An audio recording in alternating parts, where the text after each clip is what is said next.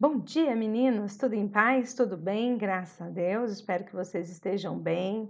E hoje eu preparei uma aula para vocês, que na verdade depois vocês vão olhar, está aí para vocês na página 40, produção de conto.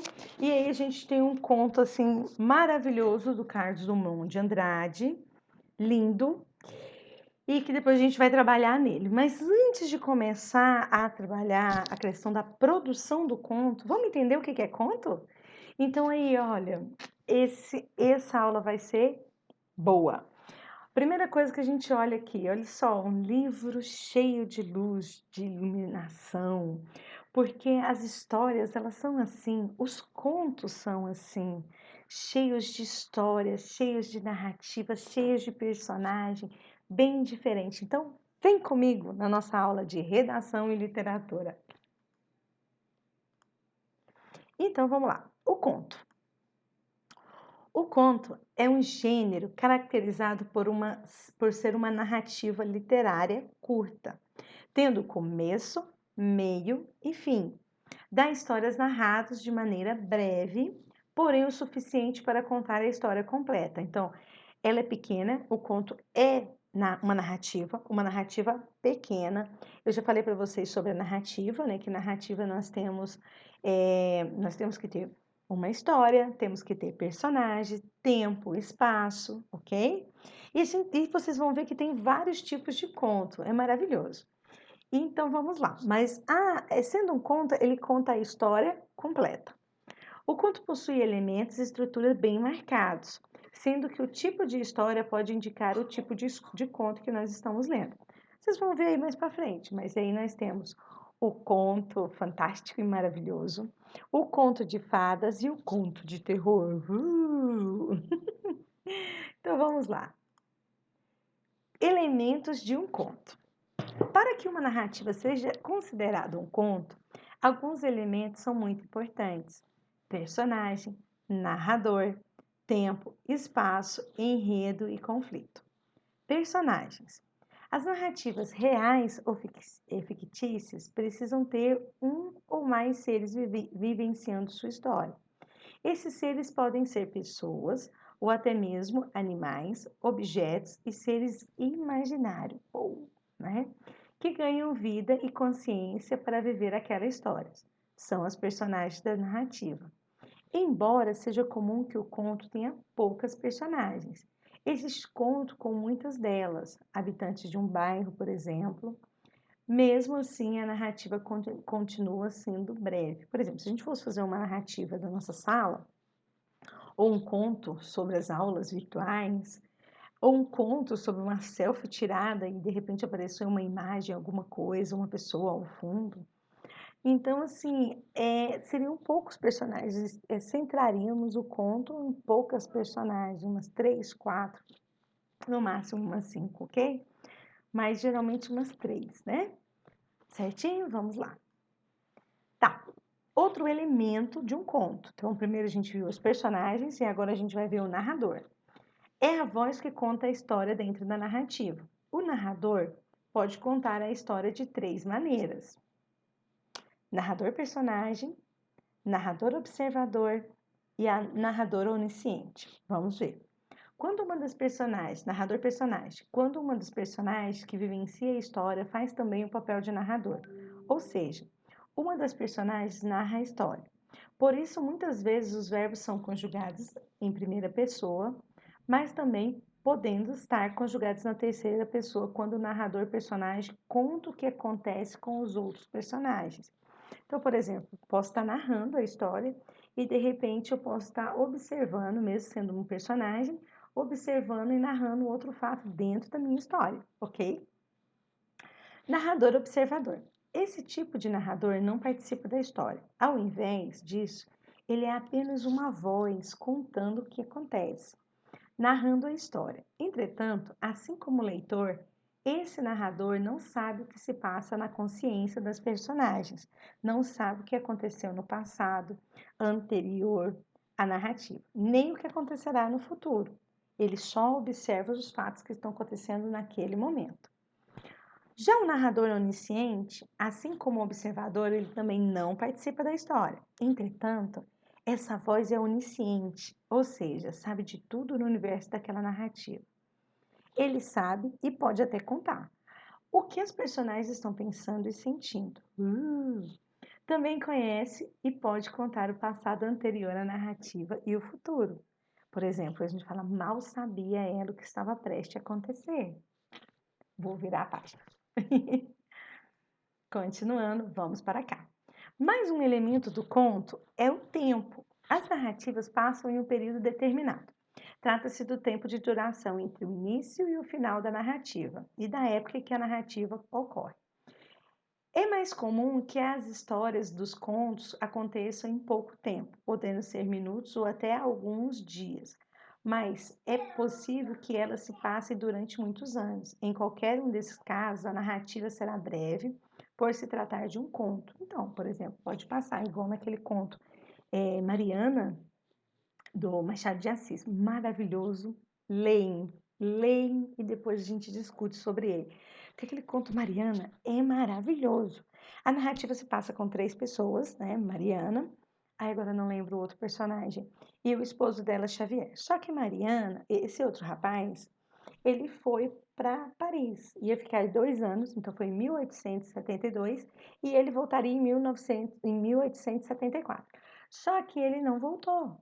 Ele foi e voltou somente 18 anos depois, quando Mariana já estava casada com Xavier e Xavier estava prestes a morrer. Então, aí tem umas coisas assim que machadianas maravilhosas, né? Um conto reflexivo, um conto que ele conta assim de uma maneira maravilhosa. Então, eu não vou contar muito, mas só para exemplificar o tempo. Então, olha lá, começo, 1872, 1874, que foi o ano que ela casou, e depois passam 18 anos. Então, assim, não, no próprio conto foi começo, meio e fim, certinho?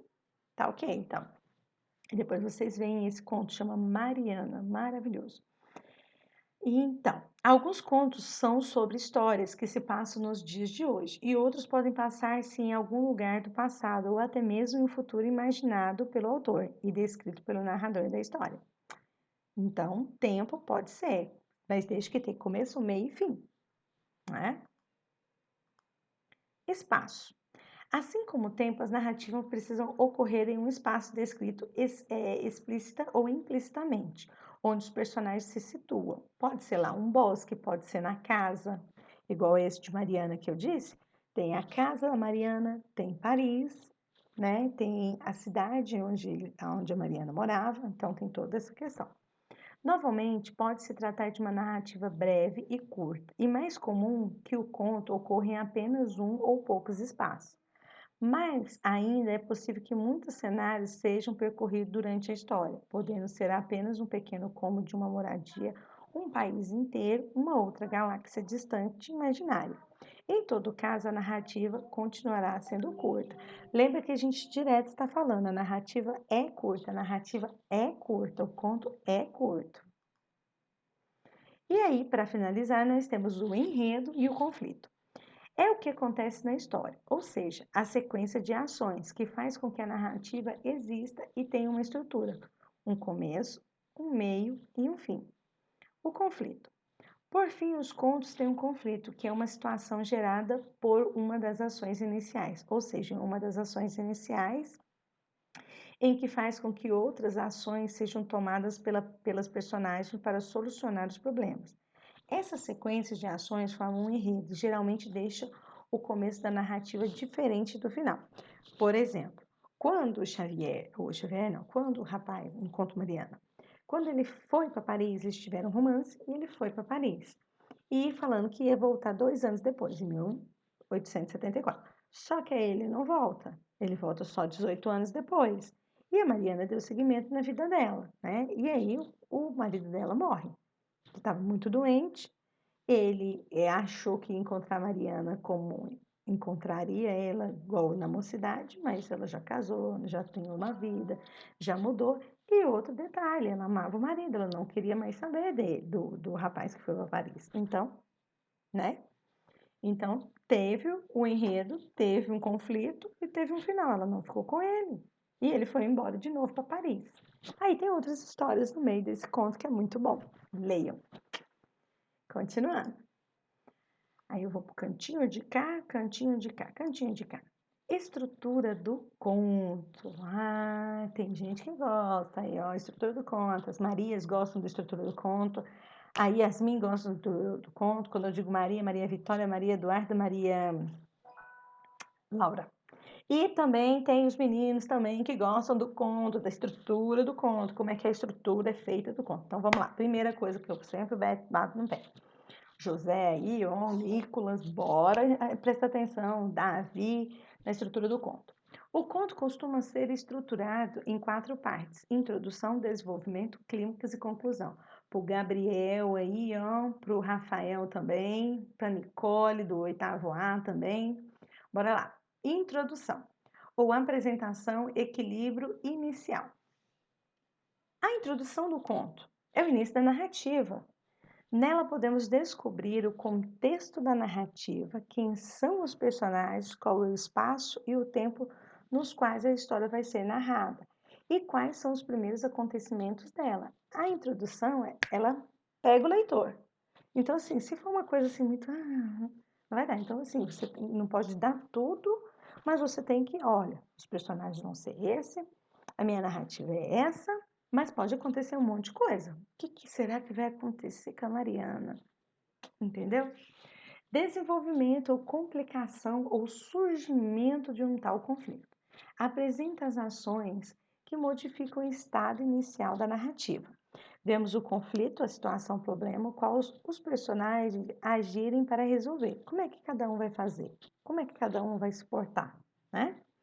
Clímax é o momento de maior tensão. Quando o problema está no auge, as ações tomadas definirão o rumo da história. E aí? Ele combinou de voltar 2 anos depois. Ele não voltou. Mariana casou com outra pessoa e foi viver feliz a vida dela, né? Ou ela ia ficar esperando 18 anos ele voltar, né? Conclusão ou desfecho, solução do conflito. Como o nome já diz, é o final da história, que será provavelmente diferente de como ela começou. Pode mostrar que o problema foi solucionado ou não, dependendo muito mais do tipo do conto que estamos lendo. Por exemplo, se for um conto policial, quem será que matou? Né? Por exemplo, tem do Edgar Allan Poe Os Crimes da Rua Mouge, né? Rue Mouge. Então, quem será que matou? Né? Às vezes tem um assassinato, tem prováveis assassinos, mas a gente não sabe quem são os o assassino. Termina sem solução. Pode ser um conto policial, verdade? O Retrato Oval de Edgar Allan Poe, maravilhoso. Se tiver oportunidade, leia, é fantástico e maravilhoso. Que conta a história de um retrato, né? Que o cara chega, né? Para fazer a história do retrato e começa a pesquisar, uma casa abandonada, pesquisar sobre o retrato. E aí descobre um folhetim que fala de todas as obras que tem na casa e ficou ficando impressionado pela forma que o retrato foi feito. Não vou contar, vou deixar só assim, leiam, maravilhoso, né? Sou suspeita. Mas então, a estrutura é introdução, desenvolvimento, clímax e conclusão. Pode ou não ter solução do conflito ou do desfecho. Concluir vai ser concluído. Porém, pode ou não solucionar o problema, o conflito. O conflito, tá ok? Vamos lá. Então, eu ponho aqui, ó, os principais contistas do mundo. Essa seleção é uma seleção do El País.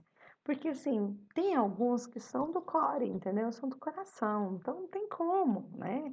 Eu tenho os meus preferidos, mas eu não posso ficar colocando só eles. Então, eu fiz um apanhado de uma terceira pessoa, que é para... Alguns eu concordo, outros não. Então, nós temos aí, ó, a Kumagaya Hinoksuke, né? Japonês, contista. Ah, Jorge Luis Borges, argentino, conosco muy bien, maravilhoso. Raymond Carver, norte-americano. Joseph Conrad, polonês, que escreveu em inglês.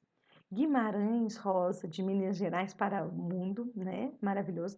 Aí eu também coloco o meu Gabo, Gabriel Garcia Marques, também. Ai, tem um do Gabriel Garcia Marques que fala ele é ahogado mais hermoso do mundo, ou seja, o afogado mais bonito do mundo. Depois vocês leem. Maravilhoso o conto dele. É de se apaixonar. Uma página, mas maravilhoso. Ernest Hemingway, norte-americano, James Joyce, irlandês, Frank Kafka, autor judeu de expressão alemã, nascido na República Tcheca. Dele eu li o livro, né? A Metamorfose e o Processo, maravilhoso processo do livro, né? Estou falando. Machado de Assis, lindo do nosso coração, maravilhoso. Eu acabei de falar do conto Mariana dele, maravilhoso. E vamos lá, agora eu vou indicar. Catharine Mansfield, neozelandesa, de origem britânica. Guy Maupassant, francês. Guy Maupassant. Herman Melville, norte-americano. Fanny O'Connor, norte-americano. Luigi Pirandello, né? Pirandello, italiano.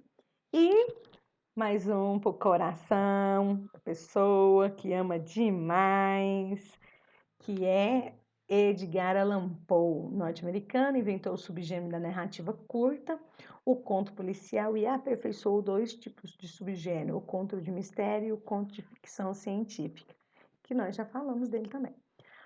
Horácio Quiroga, uruguaio, não?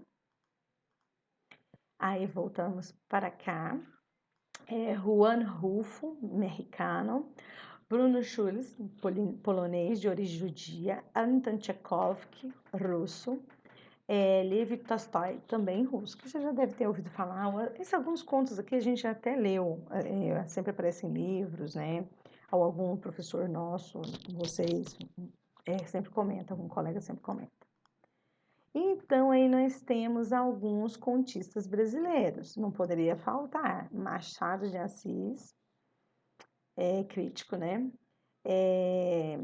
Machado apontava a aparente simplicidade do gênero, tinha complexidade de tal forma, embora geralmente falasse mais de romances do autor, seus contos também são celebrados pela crítica, sem falar nos contos de escola, conhecido pela maior parte dos estudantes brasileiros. Geralmente a gente conhece mais os, né? Murilo Rubião, Álvares de Azevedo, maravilhoso também. J.J. Veiga, né? Dalton Trevisan, Clarice Lispector, Jerônimo Monteiro, tá? Vou deixando assim, porque depois se vocês quiserem parar e dar uma leiturinha rapidinha para ver, é muito importante. Rubem Fonseca e a lindona maravilhosa, nossa, de Goiás, Cora Coralina, mais lembrada pela poesia, a autora que começou a publicar em 76 anos, também era exímia contista com uma voz narrativa bastante única na literatura brasileira. E Osman Liz. Esse aí a gente colocou só alguns para vocês terem uma noção, tá? Então vamos lá, porque a nossa aula ela não passa assim não, ela voa. Então nós temos os tipos de conto. Contos de fada ou conto maravilhoso são narrativas que possuem um elemento maravilhoso em sua composição, ou seja, algo mágico, algo sobrenatural. Não existem explicações para intervenções sobrenaturais que ocorrem na narrativa, tanto personagem quanto narrador, e mesmo o leitor não se impressiona com o que ocorre. As personagens, lugares, tempos não são determinados historicamente, o que fica claro pelo início genérico do Era uma Vez. Apesar disso, sabemos que sua origem é medieval, período aproximado em que se passa a maioria de suas histórias. Nesse tipo de conto, o leitor espera um final feliz e uma moral da história, o que sempre costuma acontecer. Aí nós temos o conto de terror, né? Subgênero mais moderno do conto de fadas. Nos contos de terror, a história inclui elementos sobrenaturais, sem aquela naturalidade, tá? Dos contos de terror, com personagens lendários, como vampiros, lobisomens, morto-vivos, etc. Aqui já se vê uma diferença na percepção dos personagens diante dos fatos sobrenaturais, e até o leitor fica assustado com a história. Nem sempre a narrativa acaba com um final feliz, praticamente não. E o que eu amo pra caramba Narrativas curtas, que é o conto fantástico. Narrativas curtas que levam elemento absurdo, a cenários e personagens do próprio cotidiano. São elementos comuns, levando uma vida comum até que algo absurdo acontece. Algo que não poderia acontecer na realidade. É justamente a proximidade com a realidade do leitor que causa um maior estranhamento na história. O leitor busca uma explicação para o que ocorre. Será um sonho? Não fica com medo, como que acontece, mas não fica com medo, como acontece nos contos de terror. E é isso, meninos. Maravilhoso, não é verdade?